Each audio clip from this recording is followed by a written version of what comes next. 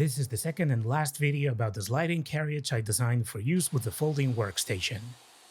Today I'll show you how to make the drawer that goes with this carriage, and also how to use it to get the most of your table saw. Among other things, this carriage will enable me to cut larger boards. To design the sliding carriage, I took advantage of this project's modular design. I can swap one module for another, and this way I'll be able to continue using the assembly table I made 3 years ago. I've tried to make a compact and lightweight sliding carriage to match this folding workstation. I think I've achieved it without doing away with the features that a sliding carriage like this can offer. This multi-tool also has a modular router table that I can take anywhere. Another interesting feature my users tend to like is the outfeed table, which also works as a table saw sled. I think the sliding carriage is the feature this station was missing, and it's finally completed. On this occasion, I used birch plywood to build the module, but you could also use pine plywood. Some of you have asked me about the material for the tops of this carriage. I used trailer plywood for that. This board has a smooth and an anti-slip surface. For the sake of trying something new, I used the anti-slip side as the primary surface and painted it with black enamel. I like the result. I think I managed to give it an interesting look that could work as a cabinet door. Again, I used a dovetail clamping system. It will allow me to secure pieces to the top of this carriage so I can do all kinds of projects. I don't recommend using this clamping system with MDF board. After some years of experience using this system, I've noticed the MDF breaks relatively easily when using clamps. I used the same system to fasten the sliding carriage's fence. To do this, I built a base out of a board, to which I've bolted the aluminum profile itself.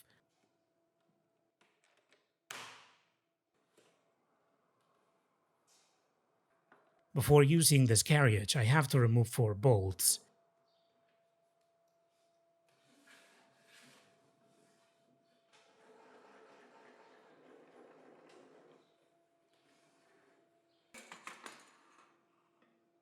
To achieve square cuts, I'm trying to leave the fence flush with the edge of the carriage. I intend to repeat the same system I made a few weeks ago to make this operation easier in my other mobile workbench. It involves bolting a few stops to the carriage. It's very simple, but it's worked quite well. This setup is perfect for cutting medium-sized boards or strip wood quickly. I can cut pieces up to 30 centimeters deep before this carriage loses stability. The fence's profile is extendable and will allow me to use the track stops I made a few months ago for another project.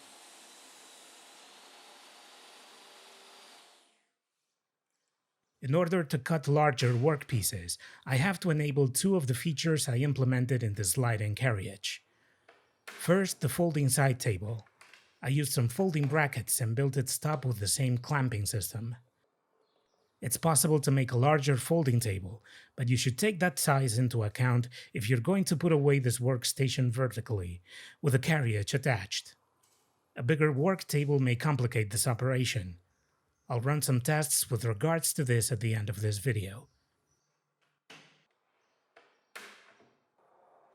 The other feature is the drawer with metal slides I installed under the carriage. They will work more or less like linear guides, and I believe they'll hold the weight of the boards I need to cut without issue.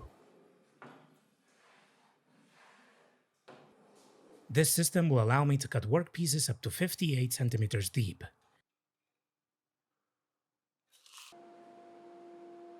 I'm going to push this carriage to its limit by cutting the 60 centimeter deep and 180 centimeters long piece of OSB board. I slide the carriage little by little using my hands and my left leg. The carriage can cut it, but it seems to me that it's a bit strained. Normally, in my case, I'll be using it to cut workpieces that are a little smaller.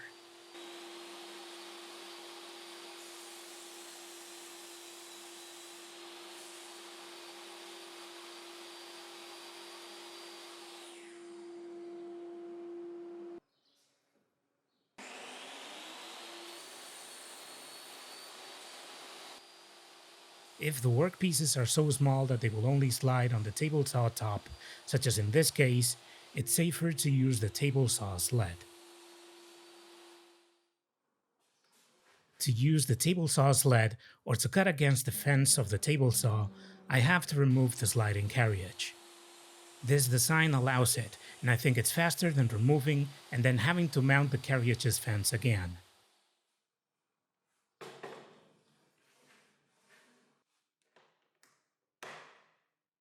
I designed the fence of the carriage so that I can use it to make angle cuts.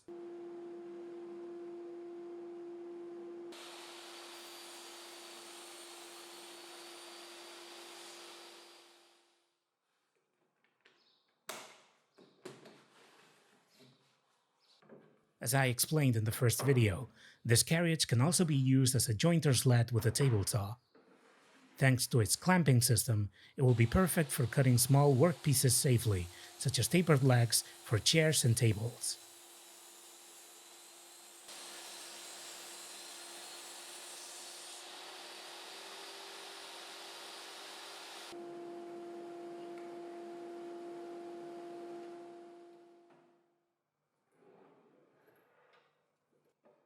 Needless to say, the drawer can also be used to store tools.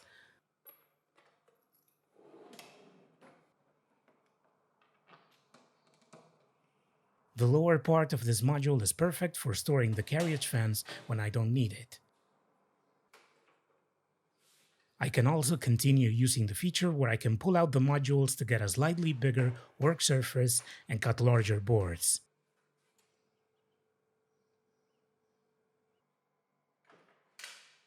Finally, I'm going to fold and put away this workstation where it was before I started this project. At the same time, I'll see if this carriage can hold the weight of the workstation when it's in the vertical position. As you can see, dismounting and folding this workstation only takes a few seconds.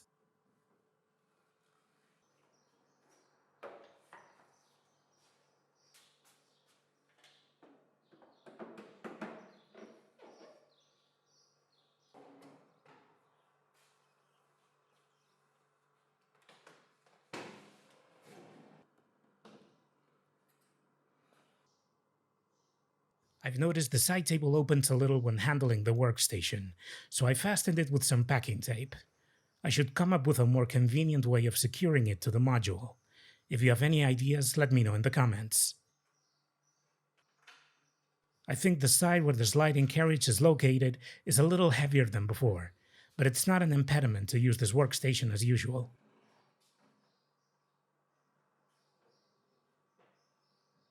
Overall, I'm very satisfied with the performance of this sliding carriage, and it seems it can hold the weight of the folding workstation without any issues.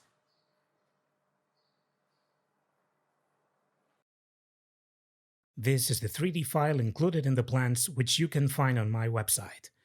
Besides this file, the plans include many presentations with dimensions and all the information required to complete this project. I'll leave a link to these plans in the description of this video, in case you're interested in this project or you simply want to help me continue making videos like these.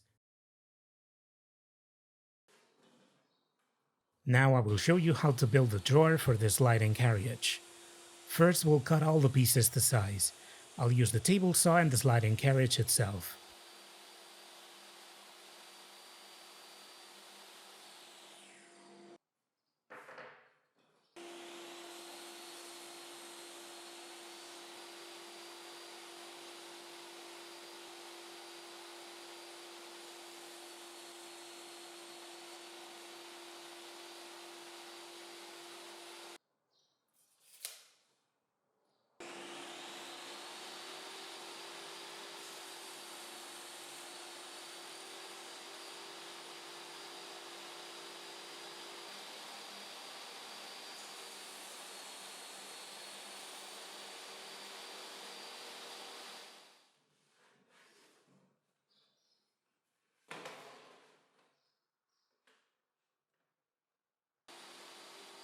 I'll also use the table saw to cut a rabbet for the bottom of the drawer. You could also do this with a router table.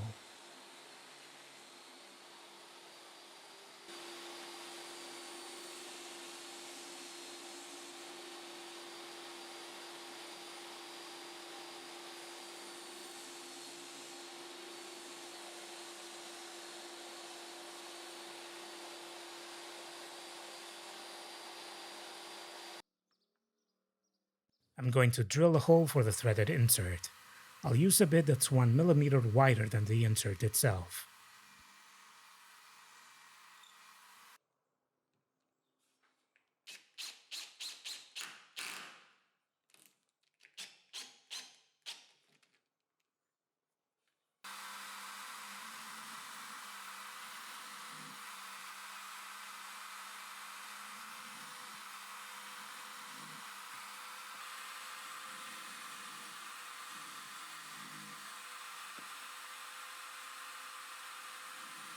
I finished drilling all the holes required to assemble the drawer.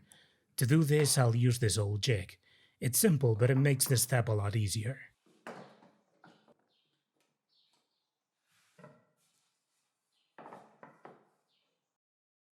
I'll use the holes I just drilled as a guide. For a better bond, I'll also apply some wood glue.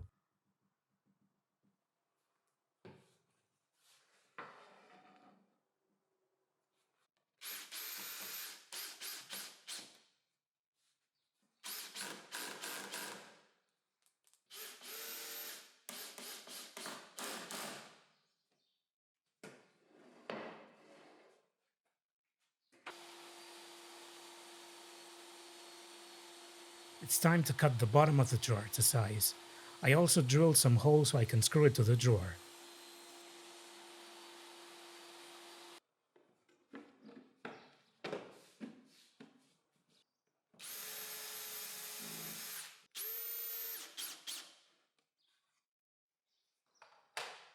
I'm going to install the drawer slide now.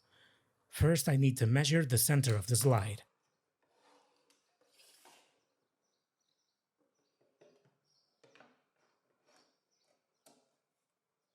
Now I'm going to dismount it and screw one of its parts to the drawer.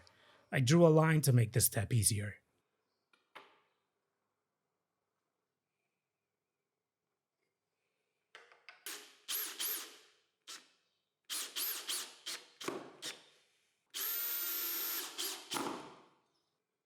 I'll use a piece of plywood as a jig to screw the other part of the slide to the inside of the module.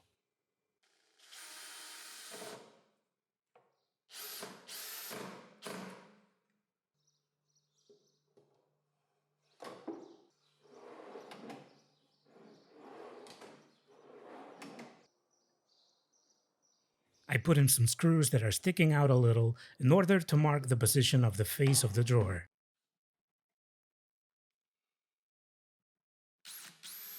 I drill some holes and screw the face to the drawer.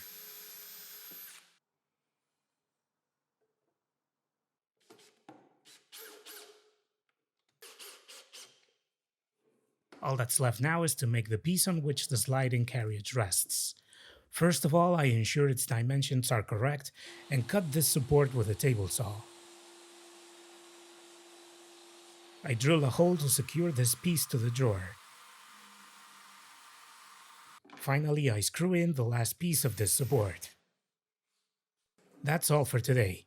Thank you for watching this video through to the end. See you soon.